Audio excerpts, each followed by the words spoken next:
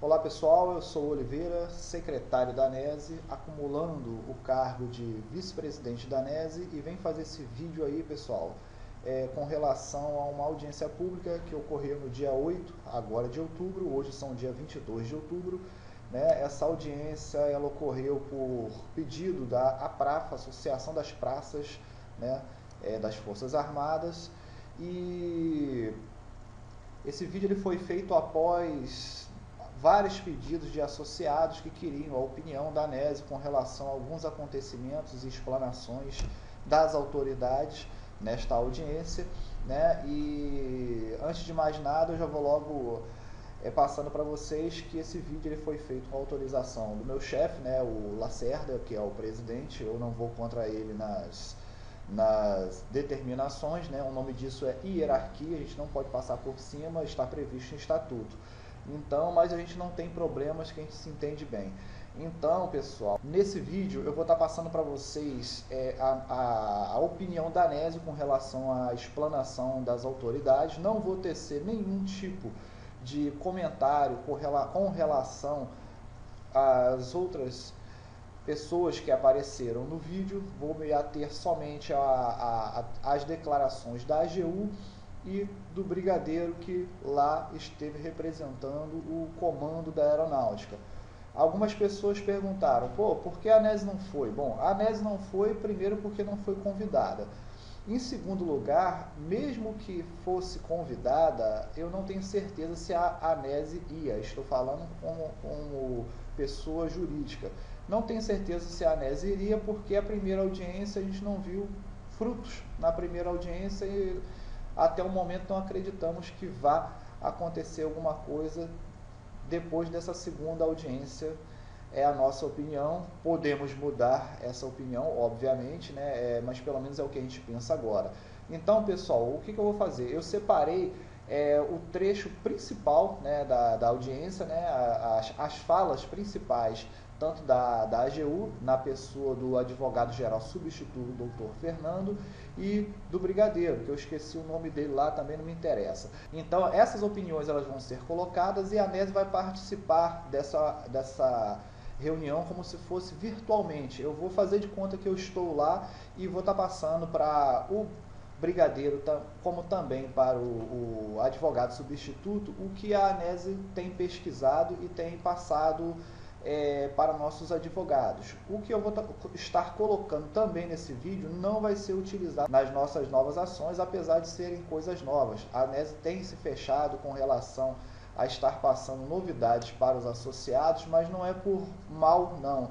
É porque a gente passa alguma coisa para o associado e infelizmente nem todos retêm a informação. A gente tem passado informações, né? Nós passamos informações anteriormente, pedíamos sigilo, e algumas horas depois estava bombando lá nas salas de bate-papo justamente o que a gente pediu para ficar em sigilo. Isso aí quem já foi ou é associado antigo da ANESE sabe disso. Então, pessoal, sem mais delongas, a gente vai estar passando isso aí para vocês, né? Vou passar o vídeo, vou passar as explanações da ANESE com relação ao que foi dito pelas duas autoridades. Volto a dizer, as informações que nós estamos passando pode ser de uso livre das pessoas que estiveram presentes, pode estar sendo passada para a AGU, se assim quiserem, né, para que ela mude um pouco o seu parecer com relação a todos nós. Então, sem mais delongas, vou passar aqui o vídeo do nosso respeitável vice-ministro da AGU. Não, aqui pelo decreto só há uma única conclusão. Quando se fala de não especializado, é um soldado de segunda classe. Quando efetivamente olhamos o soldado de primeira classe, todos são especializados. Nós falamos, mas não é possível, o que está acontecendo? Mas existe uma menção aí, nós verificamos, de soldado de primeira classe não especializados. Aqueles que ingressaram no quadro antes da vigência do decreto 880. Então, deixando bem claro que na vigência do decreto 880, todos os soldados de primeira classe são especializados, né? Aí, em virtude disso, nós verificamos, não há uma diferença. Então, os regramentos do quadro de soldados, infelizmente, se aplicam também aos soldados de primeira classe que são especializados. Só existem soldados não especializados antes Não tinha, então não tem como nós entendermos de forma diversa. E por isso, aplica-se, no caso, ali, a possibilidade de licenciamento ex officio, quando cumprido o prazo de 6 anos, né? E não há possibilidade de se conferir estabilidade. Mas aqui foi feita essa conclusão. Nós discutimos, rediscutimos na AGU, só verificamos essa possibilidade. Bom, pessoal, conhecida, né, a opinião da AGU, né, com base em estudos, né, supostamente feitos por ela, podemos extrair esses dois conteúdos que foram a base da decisão da AGU em dar um parecer negativo a todos nós e encaminhá-lo para a nossa presidente Dilma. São os dois: não existência de um S1 especializado antes do decreto 880 de 93 e, após o decreto 880 de 93, só existiam soldados especializados concursados, mas não existiam soldados S1 não especializados, ou seja, na vigência do decreto 880 de 93. Bom, feito isso, né, eu posso estar passando essas duas interpretações da AGU para a gente estar entendendo melhor para uma linha do tempo que eu fiz aqui no PowerPoint. Vamos lá então, pessoal. Então, com base nesse decreto 880 de 93, que eu vou estar passando o mouse aqui em cima, o que disse a AGU? Que antes desse decreto 880 de 93, ou seja, no decreto anterior, não existia soldado de primeira classe especializado, só existia soldado de primeira classe sem especialização. Após o decreto 880 de 93, né, ou seja, na vigência dele, só existiam soldados de primeira classe especializados e não existia soldado de primeira classe não especializado, ou seja, um é o inverso do outro. No decreto anterior não existia soldado de primeira classe especializado, né? E no decreto posterior só existia soldado de primeira classe especializado e não existia o não especializado. Bom, como a gente pode estar refutando, ou seja, desmentindo essa conclusão da AGU? Como vamos fazer isso? Bom, primeiro vamos esclarecer o decreto anterior, né? Vamos mostrar que existia sim um soldado especializado, a figura existia sim, ao contrário do que a AGU está falando, e posteriormente, no decreto 880 de 93 em diante, existia sim as duas figuras. Então, pessoal, eu estando lá, eu passaria isso ao ministro. Obviamente, eu estaria com as documentações na mão e o que eu mostraria a ele, para vocês poderem ver também e conferir, eu vou deixar na tela, mas eu estaria com o documento na mão falando com ele. Então, pessoal, eu vou passar agora a me dirigir ao ministro, como se eu estivesse falando com ele, né? E a documentação que eu estaria em mãos mostrando para ele, eu vou estar mostrando para vocês na tela.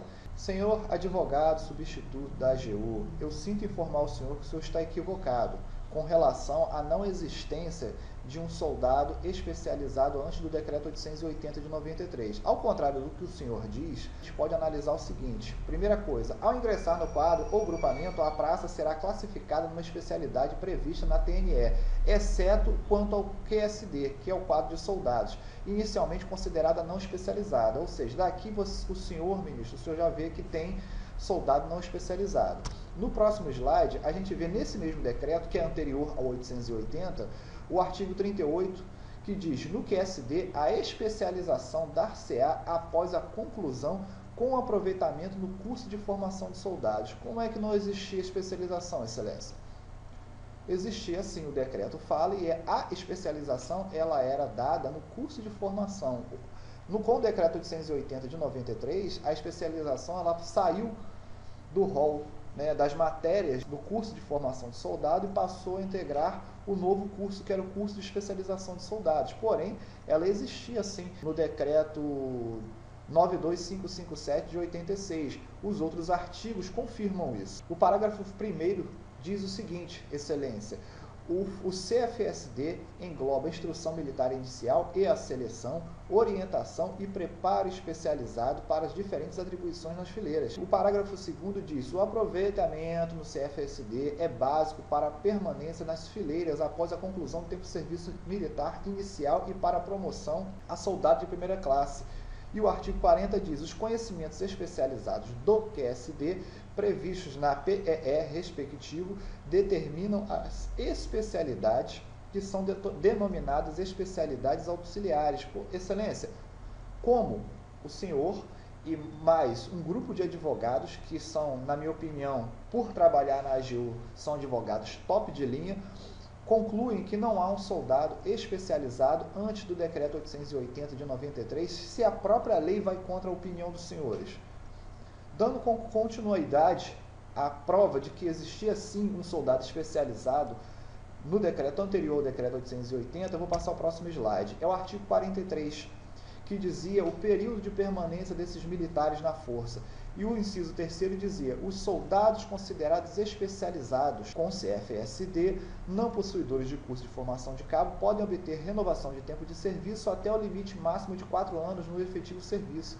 E o parágrafo 5º, ou inciso 5º, ele dizia o seguinte, os soldados não especializados serão licenciados ao término do serviço militar inicial. Como não existia soldado especializado antes do decreto 880? A realidade, doutor Fernando, é que a existência do soldado de primeira classe especializado e a do soldado não especializado, ela vem desde do decreto 92557 de 86. Com a EDG do decreto 880 de 93, o que ocorreu? O legislador passou o texto do decreto anterior para o decreto que o substituiu, que é o decreto 880 de 93, com algumas modificações, porém sem perder a essência do decreto anterior. Qual era essa essência? Bom, primeiro, quem poderia fazer o concurso ao SERJ, quem estava habilitado a fazer o curso SERJ, era o soldado de segunda classe oriundo do serviço militar inicial, ou seja, isso no decreto 92557 de 86. No decreto posterior, que é o decreto 880 de 93, que é o decreto que nos regeu durante o longo da nossa carreira, no caso da aeronáutica, ele dizia no artigo 18 que o seguinte, no SERJ serão ministrados aos S2 engajados conhecimentos básicos e especializados necessários ao exercício dos cargos e conhecimentos das funções inerentes ao soldado de primeira classe S1. Ou seja, nada mudou de um decreto para o outro. Quem estava ainda habilitado pelo decreto 880 de 93 para fazer o concurso SERJ, ou melhor, o curso SERJ interno, era o soldado de segunda classe. Porém, o que a aeronáutica fez? Como o decreto não previa a entrada de civis, kits com serviço militar obrigatório e nem a edição desse concurso de forma externa, ou seja, um concurso era interno, a aeronáutica fez ele ficar externo, foram as portarias editadas pela aeronáutica, ou seja, o decreto não autorizava, mas a aeronáutica criou portarias que contrariavam o decreto. Ou seja, na hierarquia das leis, a portaria está inferior ao decreto. No entanto, a aeronáutica não viu problema nisso. Nós já ficamos cientes aqui, nessa documentação que eu estou apresentando ao senhor, que o decreto 92557 de 86 previa o ingresso no curso de especialização de soldados só para S2. O decreto 880 fala a mesma coisa. Eu estudei o decreto, não achei, até onde eu analisei o decreto, não achei nenhuma determinação do legislador para que o concurso fosse externo ou dedicado a alguma outra categoria, senão soldado de segunda classe que tem a sua origem pelo serviço militar inicial. Porém, estão aqui as portarias, ou eu separei a principal portaria para estar mostrando ao senhor, né, excelentíssimo advogado substituto da AGU, a portaria que desviou a finalidade do decreto. Uma delas, né, a portaria 710 GM3 de 1993, que diz: os civis serão nomeados pelo comandante do Comar a soldado de segunda classe, alunos do SERJ. E o edital repetiu a determinação. Os candidatos aprovados do concurso de admissão, dentro do número de vagas fixados para a área do 3º Comando Aéreo Regional, serão classificados como soldados de segunda classe. Não existe isso no decreto. Ou seja, o que é ilegal, pessoal, inconstitucional que seja, não é o decreto 880 de 93. O decreto 880 de 93, senhor advogado-geral substituto, ele é legal, porém ele não prevê o ingresso de civis, kits com serviço militar inicial e muito menos por concurso público externo, porque o concurso é interno. Entendeu? Então a aeronáutica fez esse tipo de modificação que, na minha opinião, ele desviou a finalidade do decreto, que é uma norma superior à portaria. Então, com o devido respeito a Vossa Excelência, senhor advogado substituto da AGU, a sua conclusão com relação à não existência de um soldado especializado anterior ao decreto 880 de 93, ela está equivocada. Com relação ao pronunciamento do senhor Dr. Fernando, com relação à existência de somente soldado especializado depois, ou seja, na vigência do decreto 880 de 93, ela também está equivocada e eu já vou provar isso ao senhor. Eu gostaria de deixar com o senhor, Dr. Fernando, essas medidas provisórias e portarias. Talvez o senhor e o grupo de advogados da AGU não as tenha estudado no momento em que teceu o parecer negativo a toda a classe. Todas elas que estão aqui, elas fazem menção, sim, posterior ao decreto 880 de 93, em relação à existência, né, de duas classes de soldados de primeira classe, uma especializada e outra não especializada. Eu não entendo como a AGU chegaram à conclusão de que só existia soldado de primeira classe especializado depois do decreto 880 de 93. Está aqui as leis, eu vou estar mostrando para o senhor e todos os presentes, né, pelo menos as duas últimas leis, porque as anteriores a estas, elas são tão fiéis quanto as últimas no que diz respeito a essa diferenciação que a própria lei faz. Se não existe fisicamente a figura do soldado de primeira classe não especializado dentro do quartel, é porque a aeronáutica, por oportunidade e conveniência, assim quis que não existisse a figura física dentro da aeronáutica, mas pela lei, a lei indica a existência sim. Então, doutor Fernando, essa lei aqui eu baixei na internet, estou aqui deixando à disposição do senhor. Essa lei, ela fala sobre o soldo e sobre o escalonamento vertical. Inclusive, em 2008, no que diz respeito ao soldo, ela já foi substituída por uma mais recente, que é a de 2012, é a Lei 12.778 de 2012, que fala justamente a respeito disso, que está aqui. Soldado de primeira classe, especializados, concursados e engajados, o soldo de 1.491 e depois o soldado de primeira classe não especializado com o soldo de 1.254. Como não existe, depois do decreto 880 de 93, um soldado de primeira classe especializado e um não especializado, eles existem sim em conjunto, entendeu? Eles coexistem realmente na legislação. Como eu disse, se não existe a figura física deles dentro da Força Aérea, é porque é a oportunidade e conveniência da aeronáutica. E ainda em vigência, a Lei 11.784 de 2008, ela fala sobre escalonamento vertical, onde ela diz o posto e o índice, ou seja, uma qualificação desse escalonamento. Está aqui, ó. Soldado de primeira classe, especializados, concursados e engajados. Qual é o número do escalonamento? 138. E depois diz soldado de primeira classe não especializado. Qual é o número de escalonamento? 116. Ou seja, não é só no contra-cheque que faz essa diferenciação, senhor Dr. Fernando. Ele faz também na lei e nas medidas provisórias. E elas estão em vigor até hoje. Ou seja, o senhor falou que depois da ED, do decreto 880 de 93, não existia mais a figura do soldado não especializado dentro da aeronáutica, só o soldado de primeira classe especializado. Existe sim 20 anos depois do decreto 880 de 93.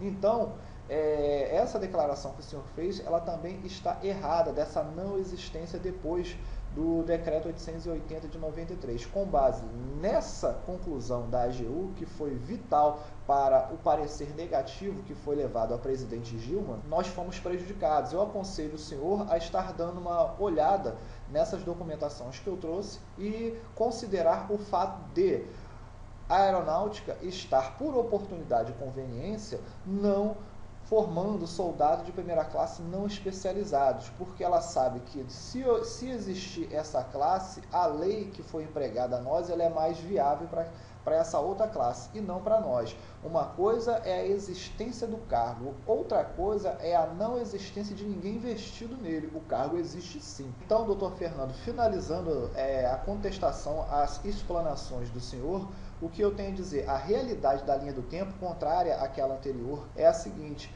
antes do decreto 880 de 93, existia sim a figura do soldado especializado e também a figura de um soldado não especializado, Posteriormente à edição do Decreto 880 de 93, as duas figuras continuaram existindo na lei. Se a aeronáutica não quis investir ninguém no cargo, é com ela, como eu disse, é oportunidade e conveniência da força, mas na lei existia. Ou seja, esse decreto 880 de 93, ele permitiu a existência da entrada de soldados de primeira classe especializados concursados por concurso externo do período de 93 a 2007, porque em 2001 foi o último concurso e pela permanência de 6 anos, em 2007, saiu a última turma de soldados de primeira classe por concurso externo e kit com serviço militar inicial. Após isso e até hoje, passou a ser um concurso interno, ou seja, doutor Fernando, o concurso era interno, passou por meio de portarias que desviavam a finalidade do decreto, passou a ser externo e voltou a ser interno de novo. E se não existia soldado especializado, como o senhor disse, antes do decreto 880 de 93, e nós vimos que existia assim, cadê a formalização da extinção do cargo? Não tem. Tanto não tem que ele existe até hoje. Se ele foi extinto em 92, cadê a reedição novamente da existência do cargo para ele estar existindo nas legislações até hoje? Não tem. Então, pessoal, vou passar agora para vocês o que o brigadeiro falou, ou seja, novamente a essência do que ele falou, e vou passar posteriormente estar contestando as declarações do brigadeiro do ar. Então, como vocês puderam ver, todos os atos da Força Aérea Brasileira estão pautados na legislação. A gente pode não concordar com a legislação ou com a interpretação, mas nós fizemos o que está previsto na legislação. Assim como, qual é o grande problema? O problema é, o edital, ele traz umas poucas regras ali. Como disse o doutor Fernando, a legislação, a cerca a respeito dos militares, ela é muito grande, é enorme. Não tem como colocar toda a regulamentação a respeito da carreira militar em um edital. Então, infelizmente, eu digo assim, no edital não estava previsto. Poderia, melhoraria. Mas foi feito? Não foi feito. Foi contra a lei? Não foi contra a lei. Tem alguma lei prevendo, obrigatório? Pergunta ao senhor, tem alguma lei dizendo isso tem que obrigatoriamente colocar? Não. Um momentinho só. Ele falou isso mesmo? Eu não acredito, eu acho que eu vou botar pra gente ouvir de novo. Pergunta ao senhor, tem alguma lei dizendo isso tem que obrigatoriamente colocar? Não. Pergunta ao senhor, tem alguma lei dizendo isso tem que obrigatoriamente colocar? Não. Desculpa, a Constituição no artigo 37, como vocês estão dizendo ali, e qual é o artigo inciso está escrito? Suficiente, né, pessoal? É o suficiente por enquanto para a gente estar ouvindo isso aí, né? Eu separei para vocês aqui as falas dele, né? Ou seja, todos os atos da Força Aérea Brasileira estão pautados na legislação. Nós fizemos o que está previsto na legislação. A Força Aérea é legalista, ela cumpre o que está previsto na legislação. Veremos, né? E não tem como colocar a regulamentação no edital, foi o que ele disse também, e a melhor de todas. Pessoal, dei até uma pausa porque eu não resisti, eu tive que pausar, mas não foi para zoar o vídeo não. Foi para dar uma ênfase para vocês aí, que foi essa aqui, ó. Pergunta ao senhor, tem alguma lei dizendo que tem que obrigatoriamente colocar? E ele disse não. Então, pessoal, eu vou passar a estar contestando ele aqui, né, virtualmente, né, o que eu iria mostrar para ele em lei, eu vou deixar para vocês na tela mais uma vez, né, e vocês vão ver o que seria dito na ocasião da contestação, ou seja, das considerações finais com relação a essas declarações do brigadeiro da aeronáutica. Inicialmente, senhor brigadeiro, com todo o respeito que eu devo ao senhor, eu gostaria de estar contestando tudo que o senhor falou aí, né? E como eu sei que o senhor pode estar questionando qual é a minha qualificação para isso, eu vou estar utilizando aí a ajuda da doutrina, da jurisprudência e da lei para estar expondo a todos aqui o que eu acho e o que eu posso estar contestando a respeito das suas palavras. Bom, começando pela doutrina, eu peço a ajuda do nosso ilustre jurista, o ilustre Eli Lopes Meireles, onde ele relata: os concursos não têm forma ou procedimentos estabelecidos na Constituição, mas é de toda evidência que sejam precedidos de uma regulamentação legal ou administrativa amplamente divulgada, para que os candidatos se inteirem de suas bases e matérias exigidas. Então, com todo respeito ao senhor brigadeiro, a doutrina já está contra a sua declaração de que não tem que colocar no edital a duração do tempo de serviço militar inicial. Porém, não é só isso. Vamos para a jurisprudência. Temos aqui, estou apresentando para o senhor, a jurisprudência do STF, de várias que eu tenho aqui, mas para não alongar muito eu vou mostrar só uma. Está aqui, é do ministro Marco Aurélio, o ano é 1995 e diz na sua ementa: concurso, edital, parâmetros alusivos ao concurso hão de estar previstos no edital. A doutrina e a jurisprudência já está contra a sua declaração. Mas vamos para a lei, já que o senhor falou que não tem lei nenhuma que fale a respeito disso, vamos para a lei então. Bom, começando pelo edital, que é onde vai dar o caminho para a lei que nós vamos estar analisando, com o apoio de todos aqui, é claro, diz o seguinte: item 1.6. A inscrição no curso de admissão implica em aceitação irrestrita pelo candidato das exigências estabelecidas nas instruções gerais para os cursos de admissão atribuídos ao Departamento de Ensino, DEPENS, que a gente conhece como DEPENS. A portaria que nós vamos analisar está no edital, é a portaria 048 GM3 de 17 de janeiro de 92. Então, pessoal, o que eu tenho para dizer a vocês é o seguinte: a declaração do brigadeiro, com o devido respeito, na minha opinião, é aquela declaração que vem na certeza de que nós não conhecemos a lei. Então, passemos a analisar a portaria. De acordo com essa portaria que regula os cursos de admissão atribuídos ao Departamento de Ensino, no artigo 5º diz o seguinte: as condições para inscrição peculiares aos cursos atribuídos ao Departamento de Ensino são as constantes das respectivas instruções específicas. Ou seja, pessoal, eu quero que todos vocês guardem muito bem essa frase: instruções específicas. Vamos para o parágrafo único. As condições para inscrição nos demais cursos são as explicitadas na documentação que criar o concurso. Bom, para que todos saibam o que significa, inclusive o senhor brigadeiro, instruções específicas, está na própria portaria.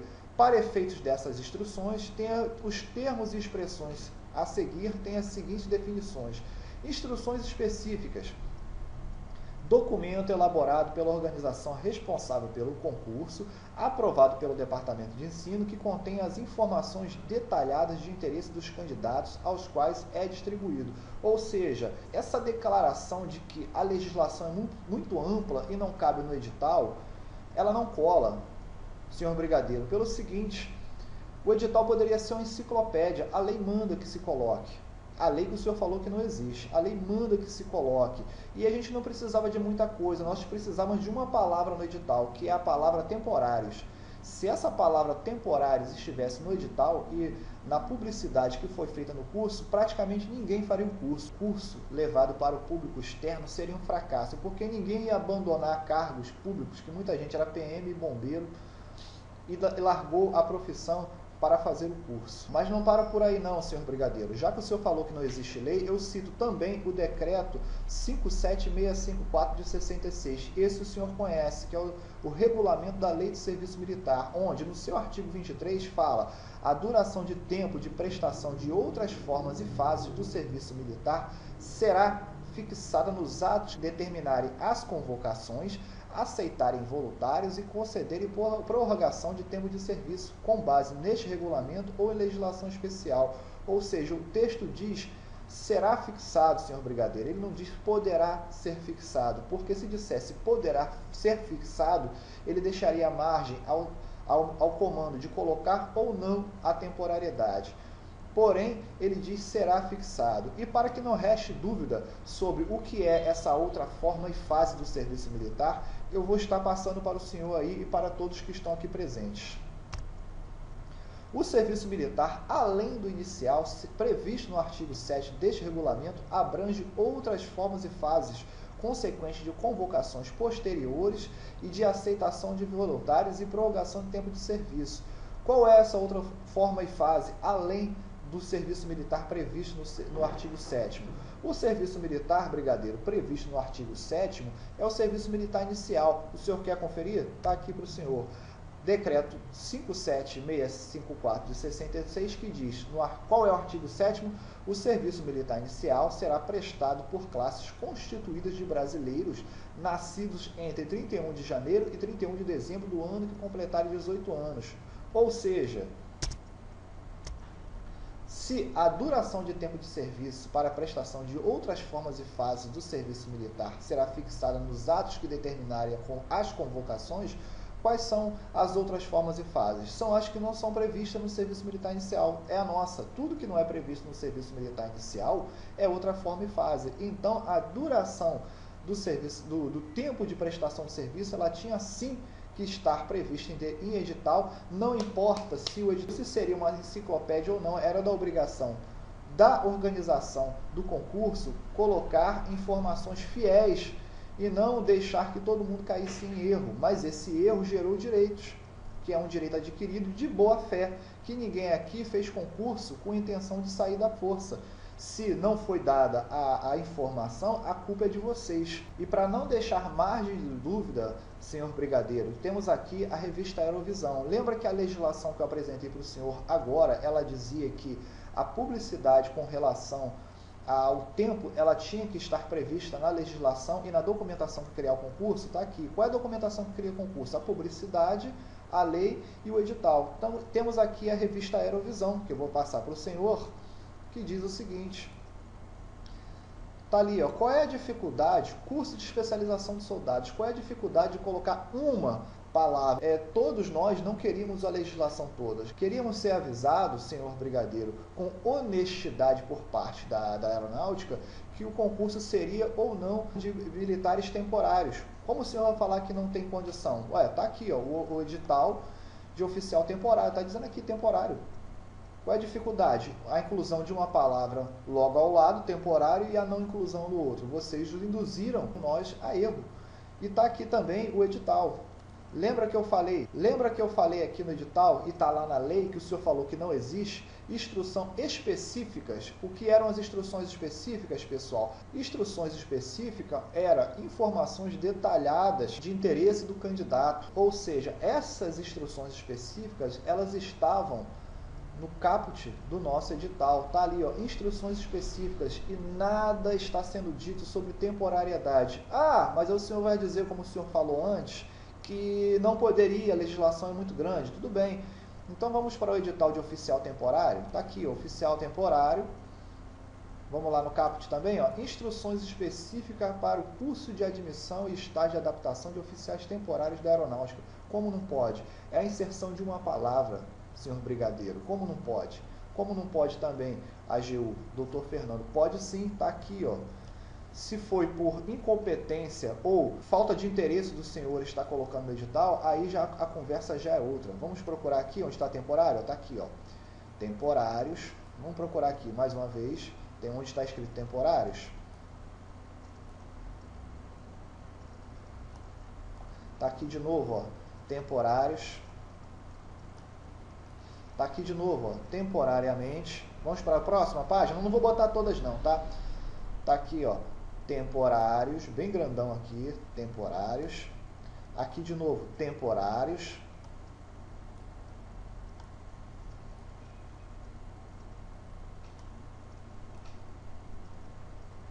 E aqui de novo, temporário. Chega, né? Chega, né? Ou seja, a interpretação do senhor brigadeiro, ela está, assim como a da AGU, completamente equivocada. A temporariedade tem que estar sim, a lei fala sim, e também a lei, a doutrina e a jurisprudência foram contra o posicionamento do senhor quanto à questão da temporariedade. Então, pessoal, vamos dar continuidade ao último pronunciamento do brigadeiro com relação aos temas que foram colocados aí.